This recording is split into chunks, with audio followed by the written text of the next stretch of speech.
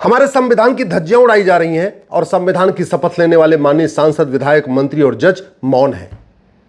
जो लोग बार बार संविधान की बात करते हैं, संविधान की बात करते हैं, सेकुलरिज्म की बात करते हैं, बाबा साहब की बात करते हैं, वो सब आज मौन होके इस संविधान का चीरहरण देख रहे हैं। महाराष्ट्र में संविधान की धज्जियां उड़ रही हैं। संविधान का आर्टिकल 343 कहता है हिंदी भारत की राजभाषा है, ऑफिशियल लैंग्वेज है, और हिंदी का प्रचार और प्रसार करना भारत के सभी लोगों का नैतिक कर्तव्य है। आर्टिकल 344 कहता है एक भारतीय भाषा आयोग बनेगा और भारतीय भाषा आयोग अपने सुझाव देगा कि हिंदी का प्रचार प्रसार कैसे किया जाए, हिंदी को कनेक्टिंग लैंग्वेज कैसे बनाई जाए।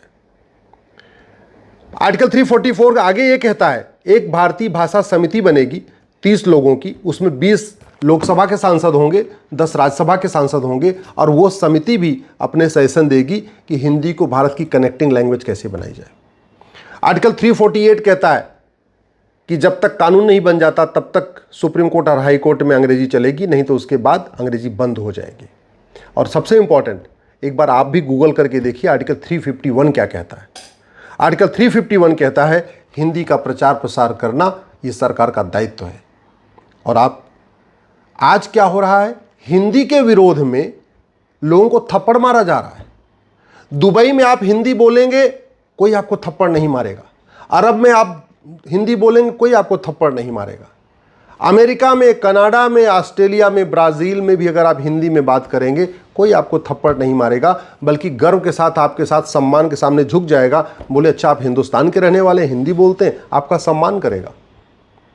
लेकिन यहाँ पे आजकल महाराष्ट्र में चंद वोटों की खातिर, सत्ता की खातिर फिर से नफरत फैलाई जा रही है भाषा की, हिंदी विरोध की।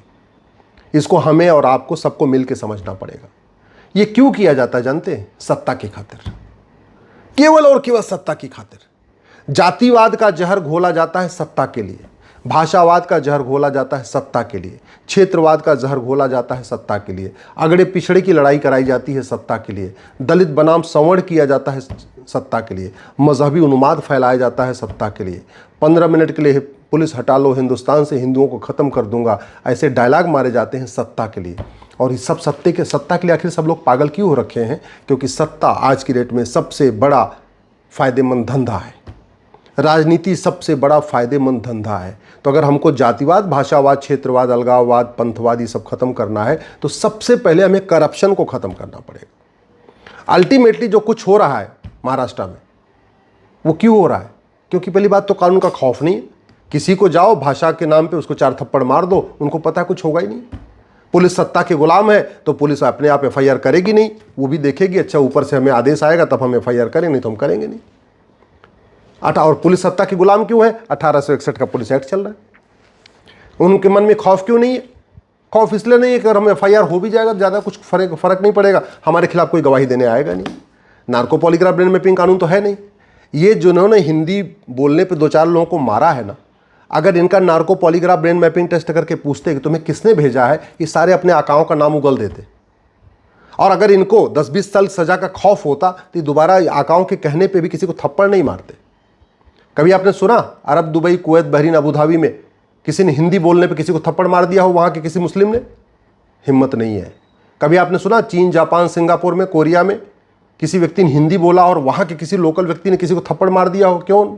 खौफ नहीं है। खौफ है कानून का, खौफ। और भारत में कुछ भी कर लो, झूठ बोल लो, फरेब कर लो, धोखा दे लो, झूठे वादे कर लो, झूठी कर लो, कुछ भी कर लो, थप्पड़ मार लो, कुछ होगा ही नहीं। और भाषा के नाम पे कितने राज्यों में पहले भी आगजनी हो चुकी है और फिर से वही आगजनी की जा रही है। 20 साल तक खूब कोशिश की सत्ता के लिए, अकेले अकेले दोनों लड़ते रहे, नहीं से सत्ता मिली। अब लगता चलो एक हो के चलो आ जाओ और हिंदी बनाम मराठी कर लो। हिंदी ने कभी मराठी को दबाने की कोशिश तो नहीं किया। हिंदी बोलने से एक मराठी कमज़ोर तो नहीं हो जाएगी। फिर हिंदी बोलने का विरोध क्यों किया जा रहा है? हिंदी का विरोध नहीं किया जा रहा है। हिंदी विरोध के नाम पे सत्ता प्राप्त करने की कोशिश की जा रही है। और सत्ता प्राप्त क्यों? क्योंकि महाराष्ट्र एक तो बहुत इकोनॉमिकली पावरफुल है, बड़े राज्य की सत्ता मिल गई तो पूछो नहीं, तो हज़ारों करोड़ का वारा न्यारा हो जाएगा, माला माल हो जाएंगे।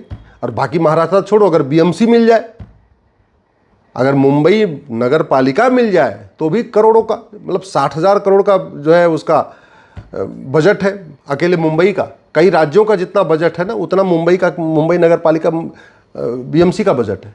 तो अगर बीएमसी पे कब्जा हो जाए, 60,000 करोड़ का बजट, 60,000 करोड़ का बजट का मतलब 20% कमीशन का मतलब 12,000 करोड़ रुपए मिल गया। ऐसे ही सीधे सीधे 20%, 60,000 करोड़ का टोटल बजट है और अगर 20% कमीशन मिल जाए तो सीधे सीधे 12,000 करोड़ मिल गया।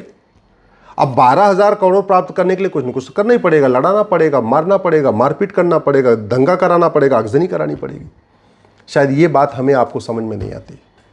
हम नेताओं की बतौलेबाजी में फंसे रहते हैं, हम इन नेताओं की दुकान में फंसे रहते हैं, हम इनके जो है फालतू के जुमलों में फंसे रहते हैं, हम इनके तूतू मैमे में फंसे रहते हैं, हम इनके आरोप प्रत्यारोप में फंसे रहते हैं। अपना दिमाग लगाते नहीं कि कर क्या रही है। आपने कभी सुना कि कभी किसी ने थाने का भ्रष्टाचार खत्म होना चाहिए ये मुद्दा कभी उठाया हो? अब बोला अगर थाने पे अगर भ्रष्टाचार चलेगा तो हम 2-4 थाना फूंक देंगे, नहीं। तहसील भ्रष्टाचार का अड्डा बना हुआ, किसी नेता ने, किसी पॉलिटिकल पार्टी ने मुद्दा उठाया कि अगर तहसील में भ्रष्टाचार होगा हम तहसील को आग लगा देंगे, नहीं। डिस्ट्रिक्ट कोर्ट में न्याय बिक रहा है, जुडिशियल रिफॉर्म किसी के लिए मुद्दा है क्या? नहीं। आम जनता घूसखोरी, कमीशनखोरी, दलाली से परेशान है, किसी पार्टी के लिए मुद्दा नहीं है। आम जनता मिलावटखोरी, कालाबाजारी से परेशान है, किसी पार्टी के लिए मुद्दा नहीं है। हमारी यंग जनरेशन नशे में बर्बाद हो रही है, लेकिन ड्रग किसी पार्टी के लिए मुद्दा नहीं है। मुद्दा क्या है? हिंदी बोलना मुद्दा है। 1,000 बेटियां लफ्ज़िहात का शिकार हो रही हैं, लेकिन उनके लिए मुद्दा नहीं है। प्रतिदिन 1,500 हिंदू परिवारों का धर्मांतरण हो रहा है, 10,000 हिंदू का पर डे कम हो रहे हैं, ये मुद्दा नहीं है। 6 करोड़ घुसपैठी आके बैठे हुए हैं, ये मुद्दा नहीं है। 90,000 बच्चे रोज पैदा हो रहे हैं, जनसंख्या विस्फोट हो रहा है, ये मुद्दा नहीं है। न घूसखोरी मुद्दा है, न कमीशनखोरी मुद्दा है, न जमाखोरी मुद्दा है, न मिलावटखोरी मुद्दा है, न कालाबाजारी मुद्दा है, न मुनाफाखोरी मुद्दा है, न नशा तस्करी मुद्दा है, न मानव तस्करी मुद्दा है, न लव जिहाद मुद्दा है, न लैंड जिहाद मुद्दा है, न ड्रग जिहाद मुद्दा है, न धर्मांतरण मुद्दा है, न घुसपैठ मुद्दा है, न जनसंख्या विस्फोट मुद्दा है, न अलगाववाद मुद्दा है, न आतंकवाद मुद्दा है, न माओवाद मुद्दा है, न नक्सलवाद मुद्दा है। मुद्दा क्या है? हिंदी मत बोलो, मराठी बोलो। इससे ज़्यादा संविधान का अपमान कोई कर नहीं सकता। लेकिन संविधान की शपथ लेने वाले सब मौन बैठे हुए हैं, सब बैठे हुए हैं। सबको लगता है अच्छा बोल दूंगा क्या पता मेरी वोट कम हो जाए, बोल दूंगा क्या पता मेरी वोट कम हो जाए। इसलिए मैं कहता हूं जब तक भ्रष्टाचार खत्म नहीं होगा तब तक ओट जीवी, नोट जीवी, सत्ता जीवी, दल गुलाम इस तरीके का जहर घोलते रहेंगे। और भ्रष्टाचार खत्म मैं कहता हूं 1 साल के अंदर खत्म हो जाएगा। 100 रुपए से बड़ी नोट बंद हो जाए, 25% भ्रष्टाचार खत्म हो जाएगा। 5,000 रुपए से महंगे सामान का कैश लेन देन बंद हो जाए, 25% और भ्रष्टाचार, यानी 50% भ्रष्टाचार खत्म हो जाएगा। 50,000 रुपए से महंगी वस्तु या संपत्ति को आधार से लिंक कर दिया जाए, 75% करप्शन खत्म हो जाएगा। और नार्को पॉलीग्राफ ब्रेन मैपिंग कानून बना दिया जाए, भ्रष्टाचारियों की 100% प्रॉपर्टी जब्त करने, नागरिकता खत्म करने और फांसी देने के लिए कानून बना जाए। मैं गारंटी के साथ कहता हूं भारत में राम राज्य आ जाएगा। कोई मांगने से भी, मांगना तो छोड़िए, देने पे भी पैसा नहीं लेगा। और फिर ऐसे कूड़े कचड़े जो पार्षद और प्रधान बनने के लिए इस तरीके का जहर घोलते हैं ना, ये राजनीति से दूर हो जाएंगे, जाएंगे कहीं चपरासी बन जाएंगे, ठेला लगा लेंगे, कोई और काम कर लेंगे, पॉलिटिक्स में नहीं आएंगे। आप खुद भी सोचिए ना, आखिर क्या कारण है कि पार्षद का कोई वेतन तो है नहीं, प्रधान का कोई वेतन तो है नहीं, फिर पार्षद प्रधान बनते ही जो साइकिल पे चल रहा था वो फॉर्च्यूनर से कैसे घूमने लगता है? सांसद विधायक को कोई बहुत ज़्यादा वेतन तो नहीं मिलता, फिर सांसद विधायक बनते ही जो कल तक छोटी सी कार से चल रहा था उसके पास गाड़ियों का काफिला कैसे हो जाता है? जिसके पास छोटा सा मकान था उसके पास फार्म हाउस आ कैसे जाता है? याद रखिए, जितने भी टेंडर होते हैं 20% कमीशन है उसमें। कोई ऐसा डिपार्टमेंट नहीं है जहां 20% से कम कमीशन होता है, चाहे वो हेल्थ डिपार्टमेंट हो, चाहे सड़क डिपार्टमेंट हो, चाहे आपका स्कूल डिपार्टमेंट हो, शिक्षा डिपार्टमेंट हो, कोई भी डिपार्टमेंट हो। जब तक आप इसको नहीं समझेंगे और सीधे सीधे आप इसके खिलाफ बोलना नहीं शुरू करेंगे, भ्रष्टाचारियों की प्रॉपर्टी जब्त करने, नागरिकता खत्म करने, उनको फांसी देने के लिए कानून बनाने के लिए आप मांग नहीं करेंगे, तो ऐसे ही कोई भी लुच्चा लफंगा आएगा, भाषा के नाम पे पीटेगा, जाति के नाम पे पीटेगा, क्षेत्र के नाम पे पीटेगा। और अगर आप इन्हीं में उलझे रहे तो कोई पुलिस रिफॉर्म की बात नहीं होगी, जुडिशियल रिफॉर्म की बात नहीं होगी, एडमिनिस्ट्रेटिव रिफॉर्म की बात नहीं होगी, बाकी जो जरूरी काम की बात नहीं होगी। कभी अगड़ा बनाम पिछड़ा, कभी दलित बनाम संवर्ण, कभी फलाने बनाम फलाने, कभी हिंदी बनाम मराठी, कभी हिंदी बनाम कन्नड़। ऐसे ही आपको उलझा के रखा जाएगा और आप इसमें उलझे रहेंगे, आप इसको सुनते रहेंगे तो कभी देश का भला नहीं होगा।